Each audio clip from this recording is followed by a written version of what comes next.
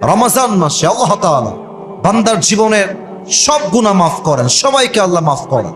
তবে তাকে আল্লাহ তাআলা মাফ করেন না যেই বান্দা রোজা রেখেও আব্বা আম্মার সঙ্গে খারাপ ব্যবহার করে, তার কোনো ক্ষমা নাই। যে রোজাও রাখে মায়ের সঙ্গে বদমেজাজ নিয়ে কথা বলে, যে রোজা রাখে বাবার সঙ্গে বদমেজাজ নিয়ে কথা বলে, আল্লাহর হাবিব বলেছেন আল্লাহ তার রোজাও কবুল করবেন না, রোজার মাস তাকে মাফও করবেন না। দেখেন কোরআন কি বলছে, আল্লাহ তাআলা বলেন وَقَضَى رَبُّكَ أَلَّا تَعْبُدُوا إِلَّا إِيَّاهُ وَبِالْوَالِدَيْنِ إِحْسَانًا إِمَّا يَبْلُغَنَّ عِندَكَ الْكِبَرَ أَحَدُهُمَا أَوْ كِلَاهُمَا فَلَا تَقُل لَّهُمَا أُفٍّ وَلَا تَنْهَرْهُمَا وَقُل لَّهُمَا قَوْلًا كَرِيمًا الله أكبر.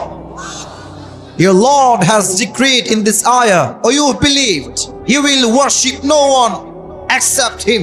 Allah Ta'ala বলছেন তোমার সেজদা কোনো মাজারের সামনে নয়, কোনো বাবার সামনে নয়, কোনো পীরের সামনে নয়, তোমার সেজদা হবে এক সত্তার জন্য। বলেন সবাই তিনি কে? ফার্স্ট মেসেজ ইন দিস আয়াহ। সেকেন্ড মেসেজটা হচ্ছে ওয়াবিল ওয়ালিদাইনি ইহসানা, you have to be good to your parents. If all or both of them reached old age with you, do not repel them. আল্লাহ বলছে বান্দা আব্বা আম্মার সঙ্গে সৎ ব্যবহার করো। বাবা এবং মা উভয়ের মাঝে কেউ যদি বৃদ্ধ হয়ে যায় বা বৃদ্ধা হয়ে যায়, বা উভয়ে যদি বৃদ্ধা হয়ে যায়, do not repel them. বেয়াদবি করো না, বিরক্ত হয়ে একটা উফ শব্দ উচ্চারণ করো না। وَقُلْ لَهُمَا قَوْلًا كَرِيمًا. Speak to them with a noble words. বিনয়ের ডানা বিছিয়ে নরম ভাষায় কথা বলো, বিনয়ের সাথে কথা বলো। Be humble to your parents. ভালো করে কথা বলো। তোমার রোজা এবং তোমার ইবাদত কবুল করবে একজন। আওয়াজ দিয়ে বলেন সবাই তিনি কে? না, এটা দিনাজপুরের সাউন্ড হয় নাই। আরে দিনাজপুরের সন্তান তো আওয়াজ দেয় কাপুরুষের মতো নয়, বীর পুরুষের মতো এর আওয়াজ দিয়ে কথা বলে। বলেন সবাই তিনি কে? অতএব অনেক যুবক আজকের মাহফিলে এসেছো, অনেক যুবক বাপ মাকে মাইনাস করে ফেলো জাস্ট একটা গার্লফ্রেন্ডের পাল্লায় পড়ে।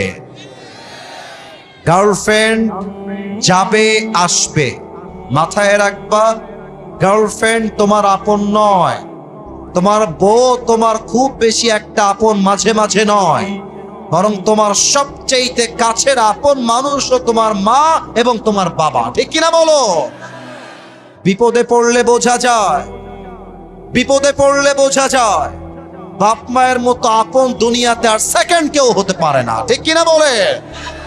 অতএব আমি মনে করি আমার যেই মা আমাকে 10 মাস 10 দিন গর্ভে ধারণ করেছেন, আমাকে পালন করেছেন, এমন মায়ের সঙ্গে যেই সন্তান খারাপ ব্যবহার করবে সেই সন্তান কখনো সুসন্তান হতে পারে না, সে কুলাঙ্গার সন্তান হতে পারে। ঠিক কিনা বলে?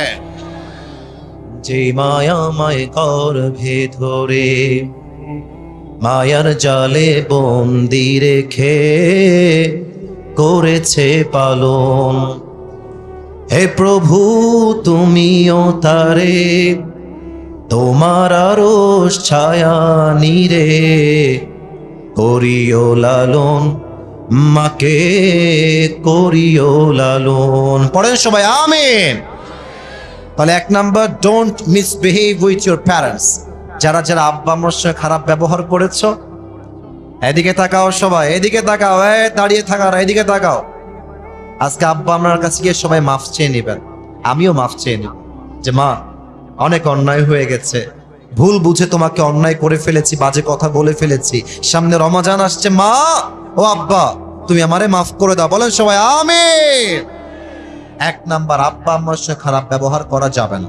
2 নাম্বার, যে ব্যক্তির রোজা আল্লাহ তাআলা কবুল করেন এবং তাকে আল্লাহ তাআলা মাফ করেন না, সে হচ্ছে মুদমিনু খামরিন, যে নেশাখোর, যে মদ খায়।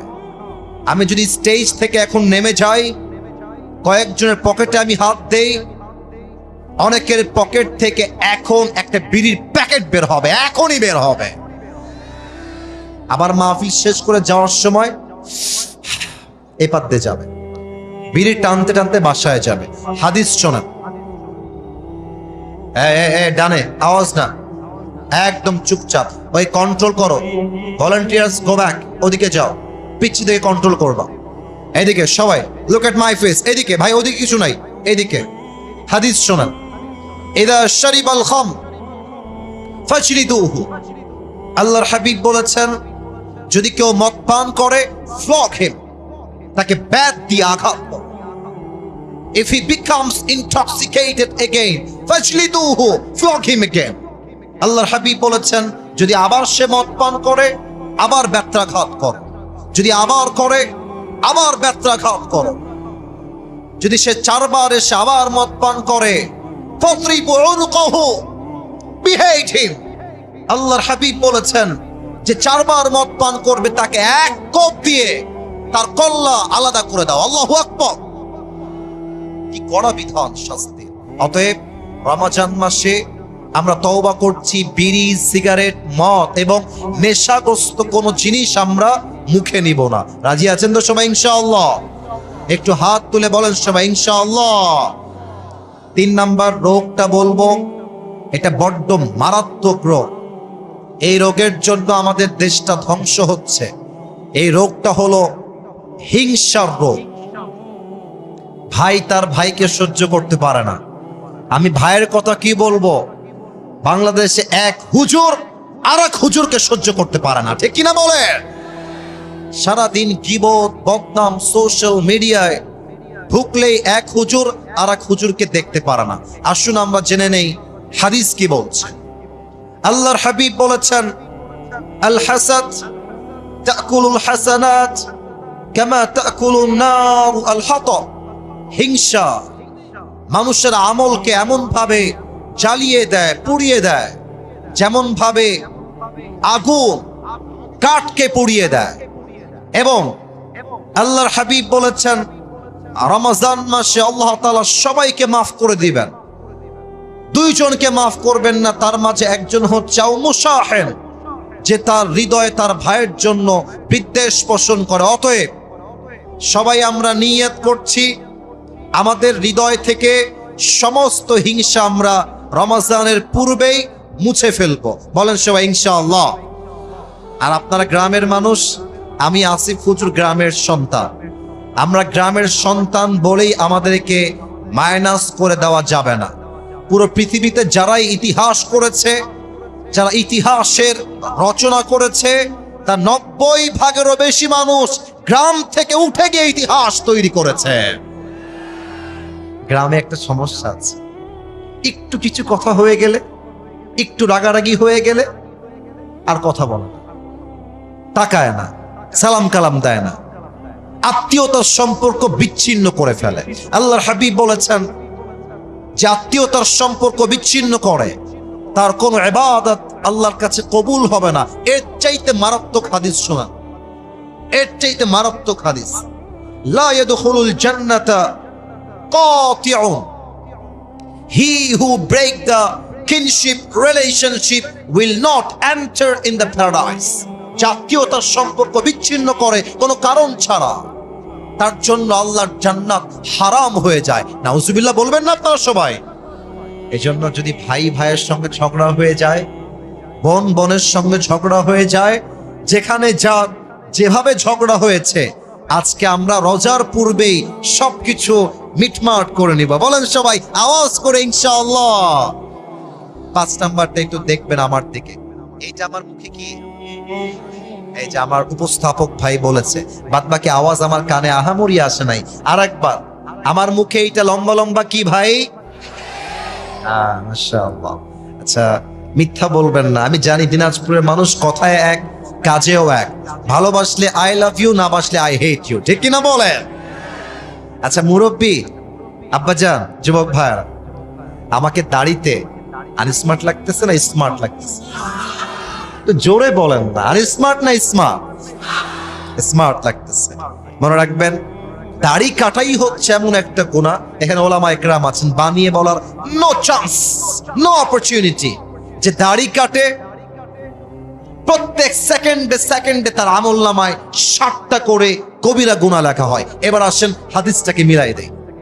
আপনি রোজা রাখলেন, ইটস এ ফাস্টিং, এটা রোজা, এটা সওয়াবের কাজ, সওয়াব করছেন একদিকে, আবার দাড়িটা কামাই ফেলেছেন।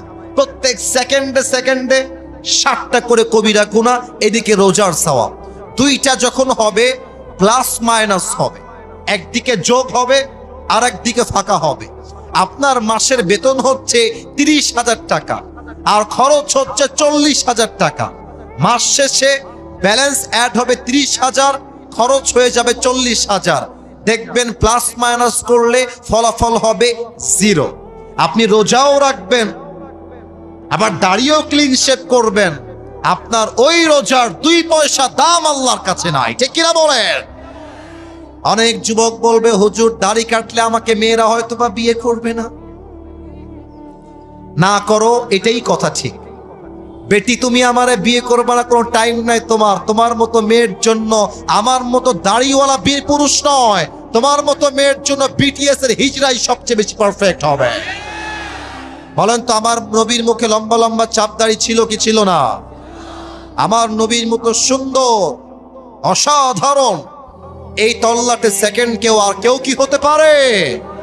চাঁদের চেয়ে সুন্দর তুমি, নবী আমার কমলি হিওয়ালা, দো জাহানের বাদশা তুমি, প্যারা নবী সাল্লে আলা।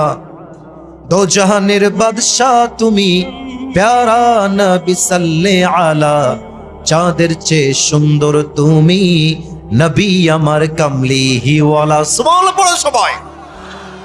অতএব আব্বাজান যারা এসেছেন, যুবক যারা এসেছো, একটা ওয়াদা আমাকে করতেই হবে তোমাদের। একটা ওয়াদা না করলে কাউকে আমি ছাড়বো না। বলেন সবাই হুজুর, জোরে জোরে হুজুর।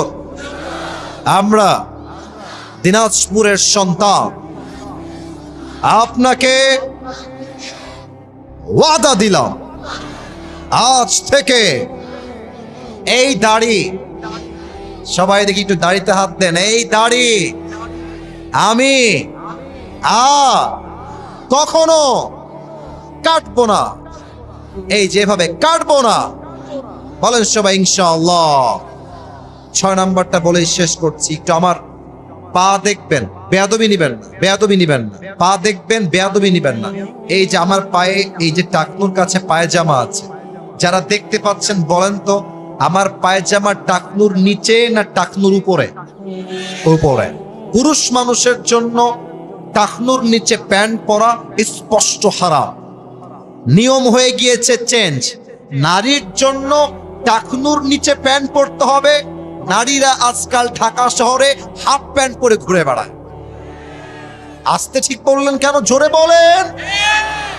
পুরুষদের জন্য প্যান্ট পরতে হবে টাকনুর উপরে, আর পুরুষরা গ্যাবার্ডিং প্যান্ট পরে ঘুরে বেড়ায়। ঠিক কিনা বলেন? আল্লাহর হাবিব বলেছেন, সতরের প্রত্যেকটা অঙ্গ তোমাকে ঢাকতে হবে, এবং যেই যুবক, যেই পুরুষ টাকনুর নিচে প্যান্ট পরবে, যত দূর পর্যন্ত প্যান্টের কাপড় যাবে, প্রত্যেকটা অঙ্গকে জাহান্নামের আগুনে পুড়িয়ে ধূলিসাৎ করবে একজন। বলেন সবাই, তিনি কে? আল্লাহ আমাদের সবাইকে তুমি এই 6টা বদ আমল থেকে রমজানের পূর্বেই বাঁচার তৌফিক দান করো। পড়েন সবাই আমিন।